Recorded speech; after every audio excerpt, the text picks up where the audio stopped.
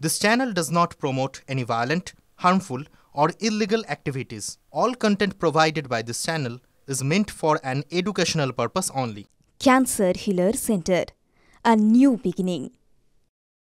প্রধানমন্ত্রী হিসেবে প্রথমবার নাগপুরে আরএসএস এর সদর দপ্তরে মোদি প্রথম দুই সংঘ প্রধান হেডগেওয়ার এবং গোলওয়ালকারকে শ্রদ্ধা জানালেন প্রধানমন্ত্রী। আরএসএস প্রধান মোহন ভাগবতের সঙ্গেও বৈঠক হওয়ার কথা মোদির। সংঘ প্রধানের সঙ্গে বৈঠকের পর কি বিজেপির সর্বভারতীয় সভাপতির পদে নাম ঘোষণা? জল্পনা রাজনৈতিক মহলে। প্রধানমন্ত্রী হিসেবে প্রথমবার নাগপুরে আরএসএস এর সদর দপ্তরে মোদি প্রথম দুই সংঘ প্রধান হেডগেওয়ার এবং গোলওয়ালকারকে শ্রদ্ধা জানালেন প্রধানমন্ত্রী নরেন্দ্র মোদি। আরএসএস প্রধান মোহন ভাগবত তার সঙ্গেও বৈঠক হওয়ার কথা রয়েছে প্রধানমন্ত্রীর। সংঘ প্রধানের সঙ্গে বৈঠক এবং এই বৈঠকের পরেই কি বিজেপির সর্বভারতীয় সভাপতি পদে নাম ঘোষণা করা হবে? রাজনৈতিক মহলে কিন্তু জল্পনা শুরু হয়ে গেছে। নাগপুরে আরএসএস এর সদর দপ্তরে প্রধানমন্ত্রী নরেন্দ্র মোদি। নাগপুরে তিনি সংঘ প্রধানের সঙ্গে নরেন্দ্র মোদির বৈঠকের সম্ভাবনা দেখা যাচ্ছে। বৈঠকের পরেই কি বিজেপির সভাপতির নাম ঘোষণা? এই জল্পনা রাজনৈতিক মহলে কিন্তু জোরদার চর্চায় রয়েছে।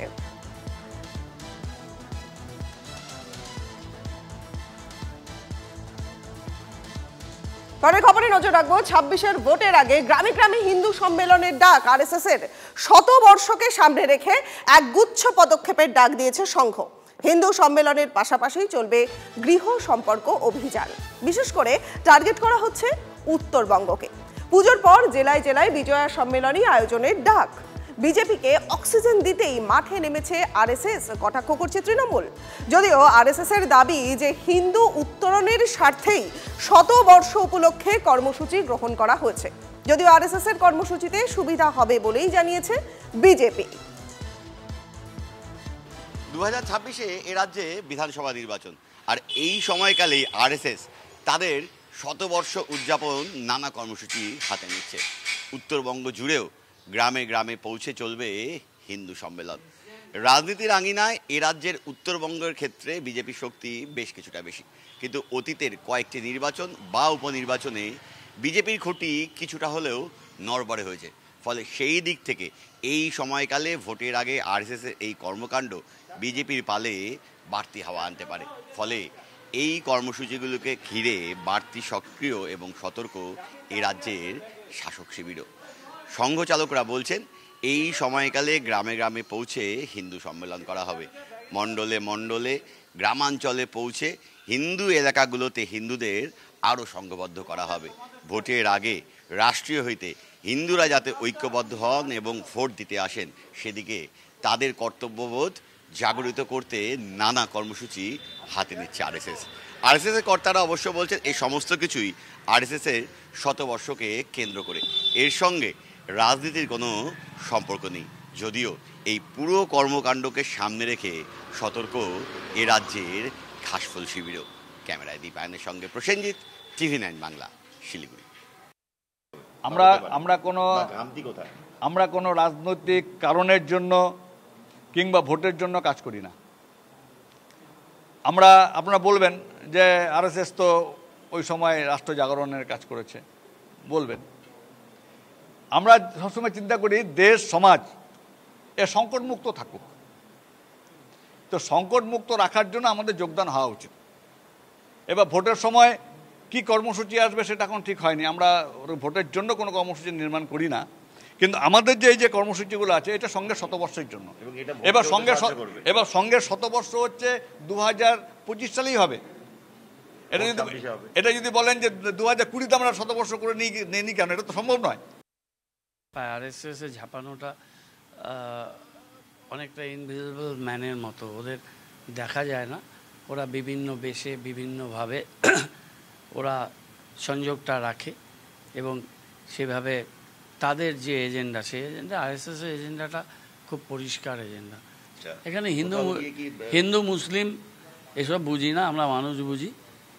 সেখানে জাতি ধর্ম ভাষা সবাইকে মিলে আমরা সবচেয়ে বড় পরিচয় হচ্ছে আমরা মানুষ। সেই লক্ষ্যেই আমরা কাজ করব, সেই লক্ষ্যেই তৃণমূল কংগ্রেস কাজ করে। হিন্দুদের উপস্থিতিটাই পশ্চিমবঙ্গে সংকটের মুখে। ভারতীয় জনতা পার্টি তার যে পলিটিক্যাল এজেন্ডা, সেই পলিটিক্যাল এজেন্ডাতেও হিন্দু এবং হিন্দুত্বের সংকটের কথা রয়েছে। ফলে স্বাভাবিকভাবে সেক্ষেত্রে নিশ্চিতভাবেই সেটা সহযোগিত হবেই। তবে একটি সামাজিক দর্শন থেকে, সাংস্কৃতিক দর্শন থেকে, আরেকটি রাজনৈতিক দর্শন থেকে, দুটোর দু ধারার হলেও সর্বশেষে গিয়ে তো হিন্দুদের সংকট থেকে উদ্ধার করা বা রক্ষা করাটাই এই মুহূর্তে সবথেকে বড় এজেন্ডা এই রাজ্যের মধ্যে। 11-11-তে আরো একটা গুরুত্বপূর্ণ খবরে নজর রাখি, কারণ বেলডাঙ্গা ভারত সেবাশ্রমের সন্ন্যাসী কার্তিক মহারাজ তিনি এবার বাংলা বদলের ডাক দিয়েছেন। রাজ্যের শিক্ষা দপ্তর, খাদ্য দপ্তর জেলে, সেই রাজ্যে পরিবর্তন প্রয়োজন। যে দল দেশের কথা বলবে, হিন্দু ধর্মের কথা বলবে, সেই দলকেই সমর্থন করব, মন্তব্য করলেন বেলডাঙ্গার ভারত সেবাশ্রমের সন্ন্যাসী। আজকে আমি বাঙালিকে বলবো আমার ধর্মের উপর আক্রমণ এসছে, আমি বলবো এবারে বাংলার মানুষ চিন্তা ভাবনা করবেন কি করবেন। 26-এর প্রচারে কি করবেন? 26-এর প্রচার রাজনৈতিক ভাবে, রাজনৈতিক যারা দলের নেতা তারা প্রচার করবে। আমরা সন্ন্যাসী হিসাবে আমার ধর্মের উপরে আঘাত এসছে, আমার ধর্মের মানুষ আহত হচ্ছেন, আমার পূজা বন্ধ হয়ে যাচ্ছে, আমরা সেটা আবেদন করব। পরিবর্তনের ডাক দেবেন 26-এ? নিঃসন্দেহে পরিবর্তন দিতে, এইটা মানুষ মেনে নেবে। মানুষ আজকে বাংলার যা পরিস্থিতি হচ্ছে, রাজনৈতিক দলের পাশে দাঁড়িয়ে কি যে দল ভারতবর্ষের কথা বলবে, যে দল হিন্দু ধর্মের কথা বলবে, যে দল হিন্দু ধর্মের রক্ষার কথা বলবে, যে দল আমাদের সংস্কৃতির কথা বলবে, সেই দলেরকে আমরা ভোট দিতে বলবো। যে রাজ্যের একটা শিক্ষা মন্ত্রী শিক্ষা দপ্তরটাই জেলে, যে রাজ্যের খাদ্য দপ্তরটাই জেলে, যে রাজ্যের শিক্ষা ব্যবস্থাটা কি অবস্থায় আজকে হচ্ছে, স্বাস্থ্য, শিক্ষা, খাদ্য, আজকে চিন্তা করবেন না? তাই আমি অনুরোধ করব সমগ্র পশ্চিম বাংলার বাঙালি হিসাবে বাংলার মাথা যাতে উঁচু হয় আর নত না হয়, তার জন্য সমগ্র বাংলার বাঙালিকে চিন্তা ভাবনা করতে অনুরোধ করছি। এটাই বলবো, উনি সাধুর বেশ পরিত্যাগ করুন এবং রাজনৈতিক দলে এর আগেই তিনি ভেতরে ভেতরে আরএসএস এবং ভারতীয় জনতা পার্টির সঙ্গে নিবিড় সম্পর্ক রেখে চলেন, আমরা জানি। আমি ওনাকে বলবো যে আপনি সরাসরি ওই সাধুর বেশ পরিত্যাগ করে ওপেন আপনি ভারতীয় জনতা পার্টির পদাধিকারিতে নেমে যান।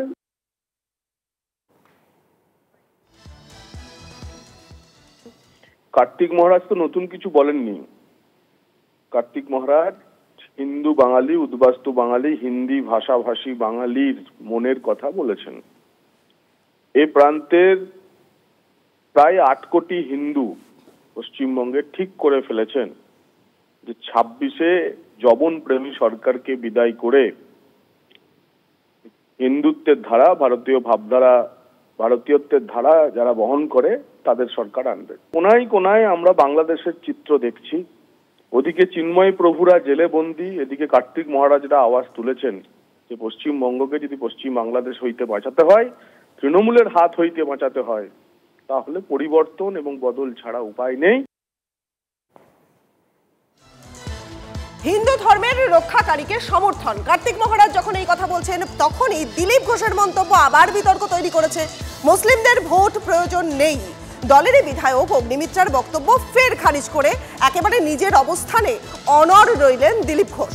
দেশের মুসলিমরা বিজেপিকে ভোট দেয় না, তাদের পেছনে দৌড়ানোর দরকার নেই। মুসলিমদের বাদ দিয়েই এত দূর এগিয়েছি। 3 বার কেন্দ্রে সরকার তৈরি হয়েছে। অসমে অহিন্দু 40%, তারপরেও বিজেপি 2 বার ক্ষমতায় এসেছে। আমরা কাজ সবার জন্য করছি, ভোট দেওয়া না দেওয়া ওদের ব্যাপার, মন্তব্য করলেন বিজেপি নেতা দিলীপ ঘোষ। পশ্চিমবাংলায় কেন ভারতবর্ষে মুসলমানরা বিজেপিকে ভোট দেয় না, পরিষ্কার। কেউ কেউ দেন, আমাদের কিছু কার্যকর্তা আছেন তারা দেন। তো সেই জন্য এটা বলার উদ্দেশ্যে মুসলমানদের পিছনে দৌড়াবার দরকার নেই। আর আমরা আলাদা করে কাউকে আলাদাও করি না, কাউকে তোষণও করি না। আমরা সবকা সাথ সবকা বিকাশের কথা বলি। মুসলমান ভোট, হিন্দু ভোট বিজেপি করতে যায় না, সেই জন্য আমরা বলছি এটা। আর তার বাদ দিয়েও আমরা এত দূরে গিয়েছি এবং জিতেছি 3 বার কেন্দ্রের সরকার, একাধিক গোয়াতে তো হিন্দু মাইনরিটি আছে, একাধিকবার সরকার, আসামেতে হিন্দু 40% আছে, খ্রিস্টান মুসলমান, তাও বিজেপি 2 বার সরকারে এসছে, একাধিক রাজ্যে আছি আমরা। তো সেই জন্য আমাদেরও মাথায় রাখতে হবে যে কে ভোট দেবে না দেবে সেটা ওদের ব্যাপার। আমরা কাজ সবার জন্য করছি, সবাইকে সম্মান, কাউকে তোষণ নাই। দিলীপ ঘোষের বক্তব্য শুনলেন। রাজ্যে ক্ষমতায় আসতে সবার ভোট প্রয়োজন, গতকাল মন্তব্য করেছিলেন বিজেপি বিধায়ক অগ্নিমিত্রা পাল, এবং তারই বক্তব্যের প্রেক্ষিতেই দিলীপ ঘোষের এই বক্তব্য। আচ্ছা, কি বলেছিলেন অগ্নিমিত্রা পাল আর একবার শুনবো। প্রয়োজন নেই এটা বলবো না, কিন্তু আমাদের মানে যা দেখে এসেছি আর কি প্রতিবার, যে সংখ্যালঘু ভাইরা বোধহয় কোথাও আমাদের বিশ্বাস করছে না বা ভালোবাসে না। সেখান থেকেই মানে দুঃখ থেকে হোক, রাগ থেকে হোক, আমাদের শীর্ষ নেতৃত্ব তাই বলেন যে আমাদের মুসলমান ভোটের দরকার নেই। কোন জিনিসটা আমাদের 21টা যেখানে আমাদের সরকার আছে, কোথায় কোন স্টেটে আপনি দেখান তো যে মুসলমানরা সে পাচ্ছে না। আমার মনে হয় যে সবথেকে বড়লোক মুসলমান বিজনেসম্যান তারা কিন্তু ওই গুজরাটে গিয়ে ব্যবসা করছে, খুব শান্তিপূর্ণভাবে ব্যবসা করছে। আমাদের মুসলমান ভোট সবার ভোট দরকার। আমাদের কোনো ধর্ম হিসেবে আমি আলাদা করতে চাই না, আমাদের সরকার বানানো দরকার। আর সরকার বানিয়ে 21টা বিজেপি শাসিত রাজ্যে যেভাবে উন্নয়ন হচ্ছে, যেভাবে রাস্তাঘাট, স্কুল, কলেজ, হসপিটাল সব দিক থেকে যেভাবে হচ্ছে, আপনারা তো দেখতে পাচ্ছেন, সেটা আমরা এইখানে চাই।